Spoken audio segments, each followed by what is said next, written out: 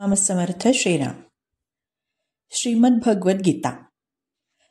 श्रीमद भगवद्गीता हा ग्रंथ दिसायला जरी छोटेखानी असला, अगदी 18 अध्याय आणि 700 श्लोकांनी नटलेला असा हा लहानसा ग्रंथ महात्म्याच्या दृष्टीने म्हणजे इम्पॉर्टन्सच्या दृष्टीने अत्यंत व्यापक अगाध आहे.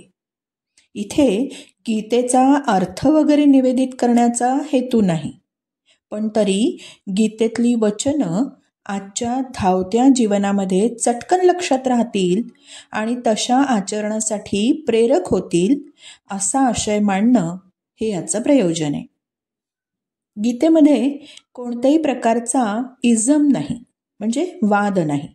जसं आपण म्हणतो ना, कॅपिटलिझम, सेक्युलरिझम यासारखे अध्यात्मातले द्वैतवाद, अद्वैतवाद, विशिष्ट अद्वैतवाद, विशिष्टाद्वैतवाद किंवा द्वैताद्वैतवाद किंवा विशुद्धाद्वैतवाद, अचिंत्य भेदाभेद इत्यादी कोणत्याही प्रकारचे वाद याच्यामध्ये नाही किंवा इथे कोणत्याही संप्रदायाचं वर्णनही नाही. मग काय बरं आहे गीतेत? तेच बघण्याचा आपण प्रयत्न करणार आहोत. जगात आपल्याला सर्वात आवडतं कोण असं जर आपल्याला विचारलं तर आपण जरा डोकं खाजू आणि म्हणू मला माझी आजी आवडते. बरं, अजून? मग कोणी म्हणेल की नाही, मला माझे बाबा आवडतात. कुणी म्हणेल मला आई आवडते. कुणी काही असं सांगेल. कुणी म्हणेल मला माझं मूल आवडतं.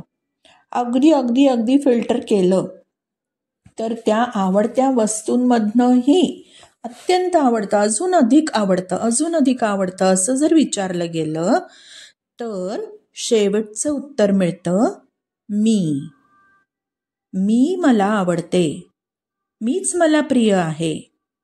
कारण हा जो संसार आहे, हा जो प्रपंच मांडलाय तो मीवर आहे ना. मी आहे, मला आवडतंय म्हणून मी हा खटाटोप करतेय. मी बाळाचा बड्डे का करते? कारण ते माझं बाळ आहे, ते मला आवडतं, याच्या भोवती मी असते, हो ना. मग अशा वेळेस काय होतं की सगळी दुनिया मी भोवती फिरत असते.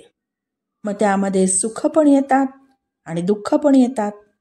सुख येतात हे तर बरंच वाटतं, पण दुःख येतात हे दुःखदायी वाटतं. मग हे असं का होतं? मग हे केव्हा थांबेल? मग माझं दुःख नष्ट केव्हा होईल आणि मला सतत आनंद कसा मिळेल? अशा प्रश्नांची मार्मिक उत्तरं आपल्याला गीता देते.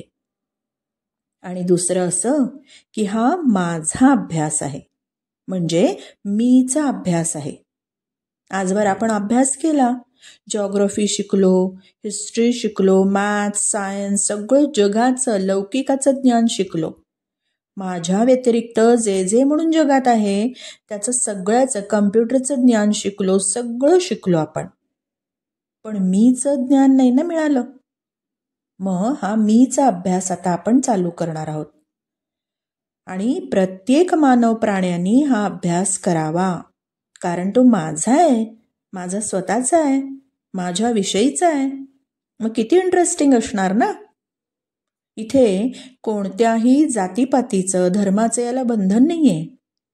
मानवानी स्वतःचं कल्याण करून घेणं हेच त्याच्या जीवनाचं उद्दिष्ट असावं. आणि मग त्यासाठी तर ही गीता आहे. शिकूया आपण. श्रीराम समर्थ श्रीराम.